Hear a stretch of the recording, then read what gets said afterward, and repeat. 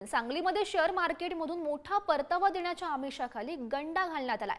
सांगलीमध्ये दोघांची 1,32,00,000ची फसवणूक करण्यात आली आहे। सांगली, कोल्हापूर आणि मुंबईतील तिघांविरोधात या संदर्भात गुन्हा सुद्धा नोंदवण्यात आला।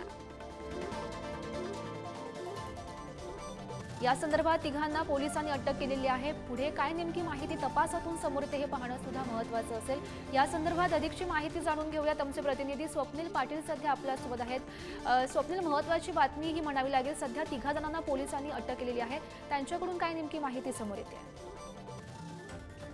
नक्कीच गौरी, शेअर मार्केटमध्ये गुंतवणूक केल्यास जादा परताव्याचे आमिष दाखवून दोघांना तब्बल 1,32,87,000 रुपयांचा गंडा घालण्यात आला आहे। या प्रकरणी सांगलीतील अनिल पाटील यांनी तिघांविरुद्ध पोलिसात तक्रार दिली आहे। यामध्ये सांगली, कोल्हापूर आणि मुंबईतील संशयितांचा समावेश आहे। तिघा संशयितांनी दोघांना शेअर मार्केटमध्ये गुंतवणूक केल्यास जादा परतावा देण्याचे आमिष दाखवले होते। सुरुवातीला काही रक्कम देखील परत देण्यात आली। त्यानंतर दोघांचा विश्वास संपादन करून 1,47,87,000 रुपये शेअर मार्केटमधील कंपनीत गुंतवण्यास सांगितले। दोघांनी ही रक्कम गुंतवल्यानंतर त्यांना मूळ रकमेतील 15 लाख रुपये परत देण्यात आले आणि जादा परतावा म्हणून 19 लाख रुपये परत देण्यात आले। परंतु गुंतवलेल्या रकमेपैकी 1,32,00,000 रुपये परत न देता फसवणूक करण्यात आली आहे। या प्रकरणी आता सांगलीतील विश्रामबाग पोलीस ठाण्यामध्ये तिघांविरुद्ध गुन्हा दाखल करण्यात आलाय।